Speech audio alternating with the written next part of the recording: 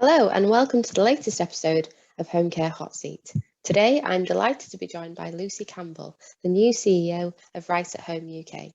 She'll be talking to me about her first few weeks in the role, her strategies going forward, and the opportunities and challenges she expects the home care sector to face over the next year. Okay, so welcome Lucy. Thank you so much for joining me today. I just wanted to start by congratulating you on becoming the new CEO of Right at Home UK. How do you feel? Absolutely delighted. It is a dream come true. And how have your first few weeks been in the role? Interesting, because Ken and I have been moving towards this transition for some time. So we've been preparing for it. So in terms of the experience of the day-to-day and actually the experience that the franchise owners are getting, there's not a wholesale difference. Obviously, I take responsibility really seriously. And as always, in Right at Home, there's lots going on. It's very fast paced. But I think it's fair to say I'm enjoying every minute. Yeah, okay. Well, that's good news. Did you feel any nerves at all? Because obviously Ken founded the company in the UK back in, 12 years ago now. So did you feel nerves stepping into that role? I think, anybody who knows of Ken and knows his background will know it. There's certainly big shoes to fit. I certainly hold him in great esteem, as everybody does within the Right at Home network. I think obviously a lot of our franchise owners come into Right at Home because of Ken. So I'm just hoping that I can also inspire future franchise owners to come on board, not just because of Ken, but also because of myself, and hope I can live up to the expectations of the franchise owners that are currently within our network. Fortunately, I've had a lovely response from everybody since getting the promotion, and Ken and I will continue to work in really close partnership, despite the change in job titles. Yes. So Ken's going to be the chair now, isn't he? He is. He's chairman now.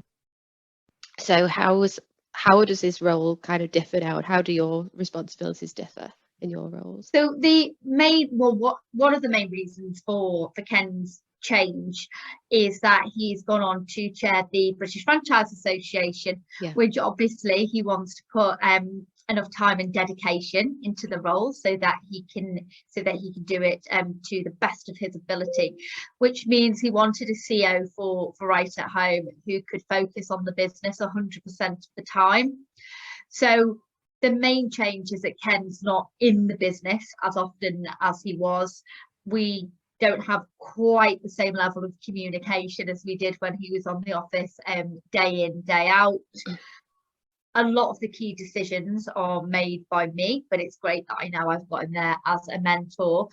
Although, as I alluded to just before, we'd been in that transition process for at least the last 12 months anyway. Right.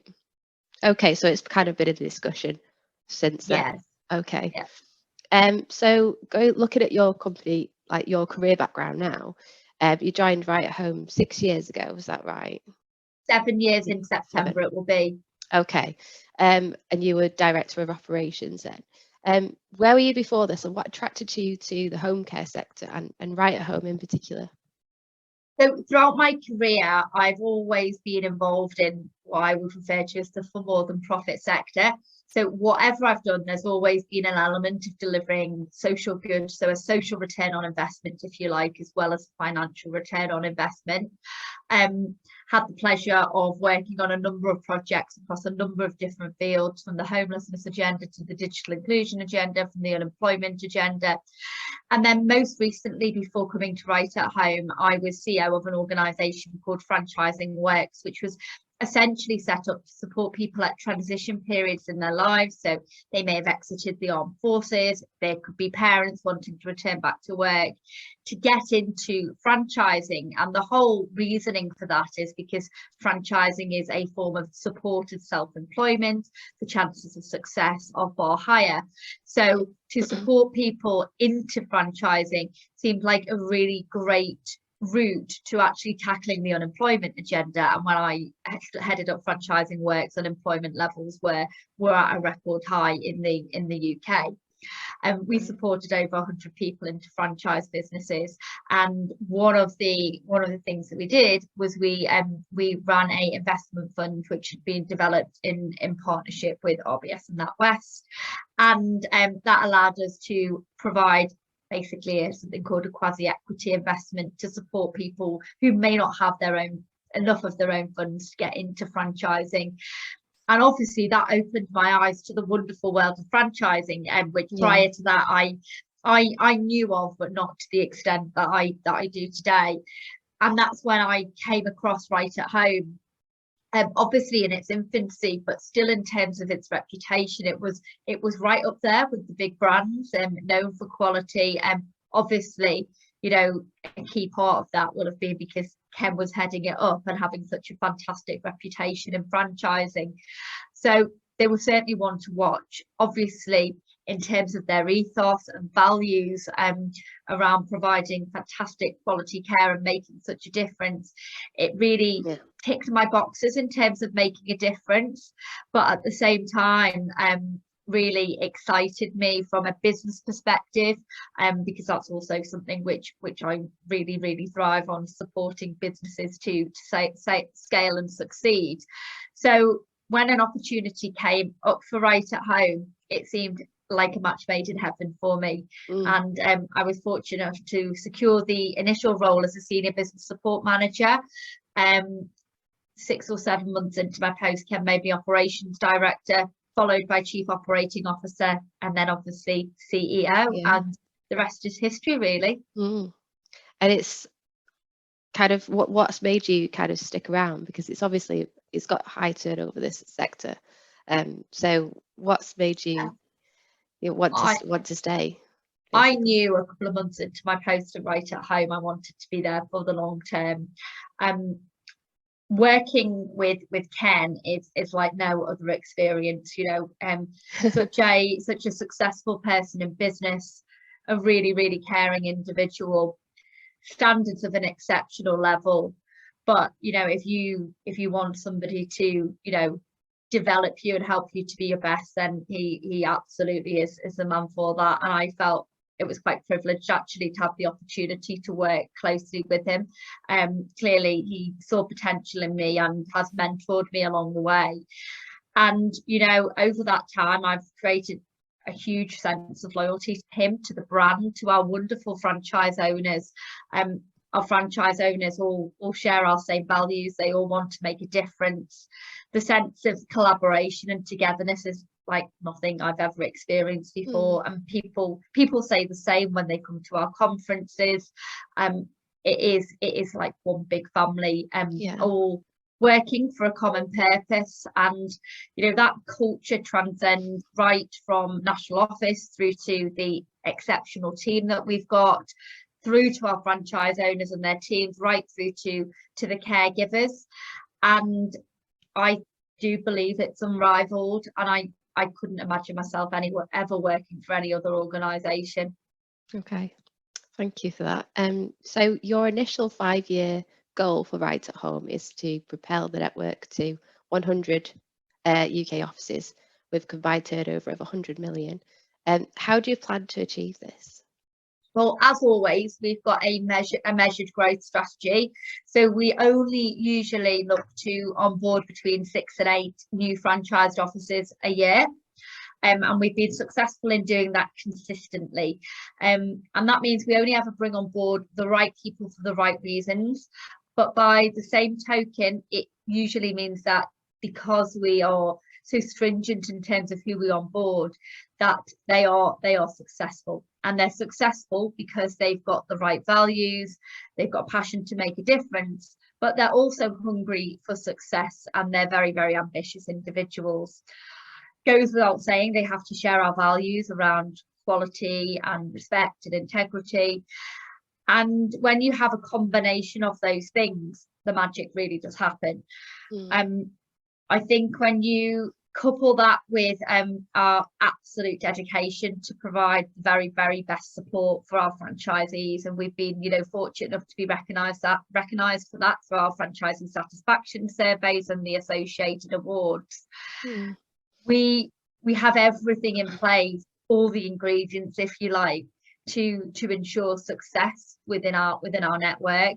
We have an ardent focus on quality. We've got 36% of inspected offices standing as outstanding, a 9.8 score on homecare.co.uk. So all of our quality indicators as well are set up, maintained and developed to ensure as well that our business goes from strength to strength. That's not to say it's not without its challenges. As I'm sure you'll be aware, recruitment is tough, and that's another thing that we have a huge focus on at National Office, is to do everything we can to alleviate that pressure. But as you know, there's no golden bullet for that one.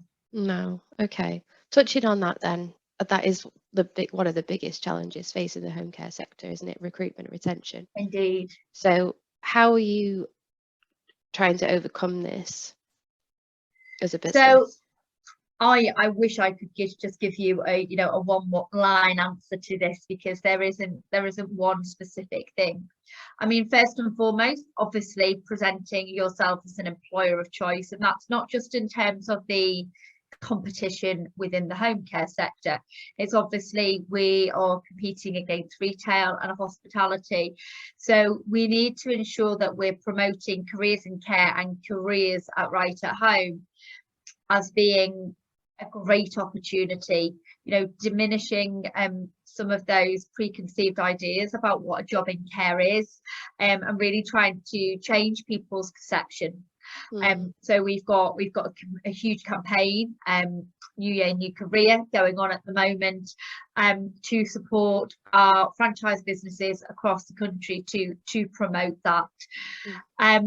But of course, the attraction piece is just one part of the jigsaw.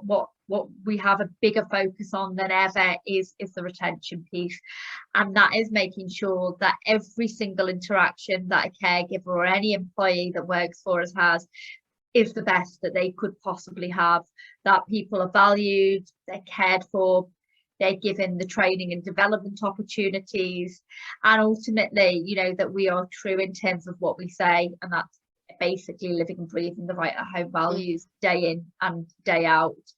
At the same token, we will work strategically with the likes of the Home Care Association. I sit on the board to support with giving them the data and the information that they need to lobby and influence change at a more strategic and government level, so that we can also hopefully ease the burden, not just for right at home but for the sector as a whole. And as you'll know, the government recently announced that it would revoke the mandatory vaccine regulations subject to a public consultation. So do you think, has that helped your business in retaining staff, and do you think it will going forward? The right at home stance on mandatory vaccination has always been education over coercion, always. So we were really concerned when the mandating of vaccination was coming into play. We knew that it would put a strain on already stretched workforces, and actually when you're able to kind of take a step back and actually look at the risk of having caregivers who are wearing full PPE with great infection control measures going into care for vulnerable adults, as opposed to not having caregivers to care for them, it seemed like a very ill thought through approach. So we were really, really pleased to hear of the proposals around a U-turn for sure. And yes, I do think it will help for sure. Unfortunately, I think particularly for residential, and obviously we're not residential care, unfortunately, that legislation had already came in, and people have already been given their notice. People have already resigned what they see coming, so it will have already had an impact. It would have been better if the change had been made sooner, or not at all. But yes, I think it's a positive move for sure. the government said that it makes no apology for making that Yeah, yes, rule. I heard that. And yeah, I mean, I don't think care homes will be pleased to hear that, will they?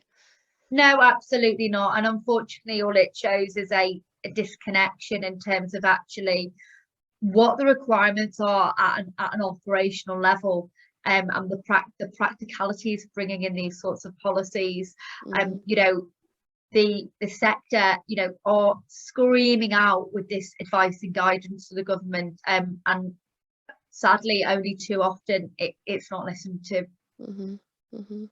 Okay. Other than recruitment, then, what other key challenges do you expect to face as a CEO of a major home care company? Apart from recruitment, I think, you know, quite rightly so, our franchise owners have extremely high expectations. You know, we've set the bar high. We've delivered on a lot. So a challenge is most certainly, although I would prefer to phrase it as an opportunity, to continue to exceed those expectations and continuing to push right at home to the next levels. I think, you know, driving growth within the business and within the network, linked to the recruitment challenges and some of the other things such as Brexit, will be more challenging this year. So one of the things that we need to look at, and I need to drive as CEO, is creative ways of doing things, looking at ways of doing things differently, ensuring that we're in a position where we can adapt to changing legislation and different ways of doing so. And the network will be expecting me and the senior leadership team to, you know, have our eye ahead of the game, and to be prepared and have the solutions well in advance of when they need to come into force. So definitely having a really strong strategy, you know, continuously revised vision. You know, you spoke about, you know, the 5-year vision of 100 offices and so on. That's great, but you know, it won't be too long before they'll be wanting to know the 10-year vision. So keeping my eye on the ball, and yes, continually striving for improvement measures across the board, and making sure that standards are maintained and exceeded in every area of the business. Okay. Going back to your franchising background, you've been named Woman Franchiser of the Year the last 2 years. What do you think is your secret to success in that area? I think the secret, I'm not sure if it's a secret, but I think the reason why I've had that recognition, but more importantly, really why Right at Home has had that sort of recognition, is because we have a mantra of always thinking like a franchise owner. And every single thing we do is done in strong consultation with our network of franchise owners. So everybody has a voice, everybody is listened to, everybody has played an integral role in shaping the direction of Right at Home. And, you know, both Ken and I are so accessible. We make a point of speaking to every franchise owner, you know, as frequently as we can. You know, just this last week, we've been going through the annual plans individually with each franchise owner. You know, we've got 70 in the network. It takes some time, but it's that relationship piece. You won't get everything done perfectly all of the time, but you've got to make sure you are maintaining those relationships and willing to listen to when you need to improve, and taking notes and making those adaptations, and just ensuring that everybody feels valued. I think that is probably the key factor. And you know, when you've got, you know, a network and a team that really buy into the vision, that are absolutely committed and absolutely motivated, you can move mountains. And yes, we are ambitious, and yes, you know, we're doing lots around innovation, and we're investing a lot in things like marketing and recruitment to support our network. But ultimately, I think the thing they value more than anything is the relationships and just knowing how much we truly care. Okay. What advice would you give to women who want to build a career in franchising and home care franchising in particular? Well, I'm passionate about franchising, and I'm passionate about home care. I would say, if you're a woman or anybody that wants to get into business, franchising is a fantastic way to essentially buy into the learning curve, and providing you're willing to follow a system and set of processes, that route into supported self-employment is fantastic. It de-risks the business venture for you, for sure. And perhaps most importantly, you'll be surrounded by a number of peers who have all been through exactly the same as you've been through. So I do think it is a fantastic route into employment. What I would say is, make sure you do your research and be very, very wary of anybody that tries to come on with the hard sell. A good franchisor will make you sell yourself far more than they'll try to sell to you. But with the right model, business. Yeah, absolutely. And I would say, in terms of home care, unless you've got a background in it, I don't think there's really any other way to do it. In terms of entering the market, yes, you can do it, and people have been successful, but it's very, very tough. And it is tough for new starters at the moment, with the pandemic, the rapidly changing guidance, obviously the recruitment challenges. When we talk to our new franchise owners, we always say to them, would you have liked to have done this on your own? Do you think you could have done it without being in the franchise sector? And the resounding feedback that we get is, not in a million years. Because particularly, I think, in a regulated environment as well, it can be very daunting. There's not always an obvious answer to a question. Sometimes the consequence of getting it wrong can be quite significant. So knowing that there's a whole team of people behind you to advise and support you. But I would say, absolutely, if you're thinking about going into business, franchising and home care are fantastic. And of course, as we know, the demand for home care has never been greater. So we're in a privileged position, actually. Yes, we've got challenges from a recruitment side, but when you look at some of the challenges being faced by some of the other sectors, when you look at energy price rises, the cost of materials and so on, we're actually in a pretty privileged position in our sector in comparison to others, I'd say. Okay, that's a really positive way of looking at it. I think readers want to hear more about the positive side of the sector. So you also, as you say, you sit on the board for the Home Care Association. What is the general feeling from other home care providers in the UK as to where the sector's heading in the future, and what's needed from the government and local government to keep vital services going? So I think the feeling is that, first of all, one of being rather displeased with the decisions that have been made by the government, and particularly some of the language that's been used by the government over time in terms of not recognising caregivers as being skilled. So I think that is a frustration that you'll hear if you speak to absolutely anybody. That's coupled with the fact that most providers feel that the government are very, very disjointed in terms of what's going on operationally. So I think there is a call really to involve more people with practical experience of actually running home care businesses, with that operational experience, that really understand what's needed. Now, the Home Care Association do a great job of lobbying and attempting to feed that information into government. Sometimes, sadly, it falls on deaf ears.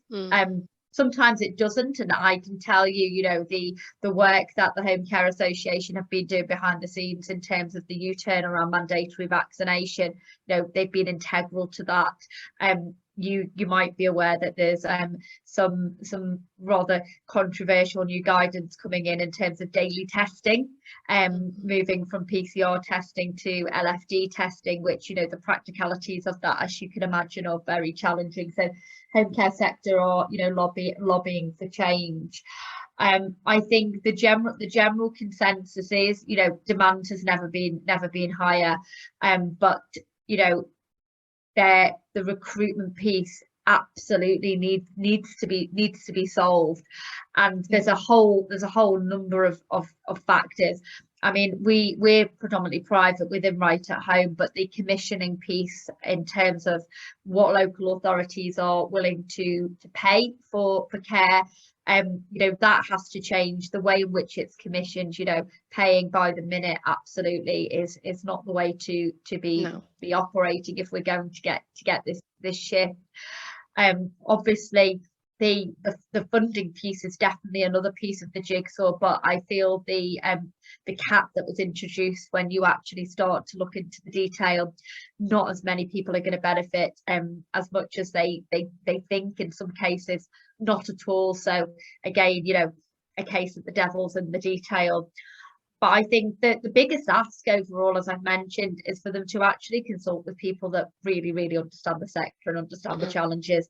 There is a lot to be done. I mean, the other big call which has happened is obviously, putting caregivers on the shortage occupation list from an immigration point of view. Again, I think more could be done to make the process simpler for these sorts of roles, to support, to get more people over and trained. And ultimately, the sector needs funding. And it was very, very disappointing when we were hearing about the national insurance levy to realise just how little was actually going to social care, and not at all at first. And I can tell you those feelings are absolutely echoed by everybody that I engage with through the Home Care Association. Yeah, has it been made clear how much of that funding for social care is actually going to go to home care? Not entirely. I don't think any of it's entirely clear at the moment, and the government are continuously changing their priorities, for sure. I mean, it was only a few weeks ago when they were almost going to do a U-turn on the national insurance levy itself. So yeah, I don't want to speak too soon about anything being promised by the government. Yeah. So looking at positives, what are the key opportunities for home care businesses going into the rest of the year? Well, as I've mentioned, demand has never been higher. So there is an opportunity to provide more high quality care to more vulnerable adults than ever before. The media attention that we're getting can definitely be turned into a positive. It's an opportunity for us to put social care in the spotlight for the right reasons. It's an opportunity for us to shout about how wonderful a career in care is. It's an opportunity for us to provide fantastic progression routes for people that want to get into care, more so than ever. An opportunity to attract new talent into the sector. And if the recruitment challenge can be tackled, and we manage to make a more positive shift, we will have more people working in care than ever before. And hopefully putting home care in the media for the right reasons.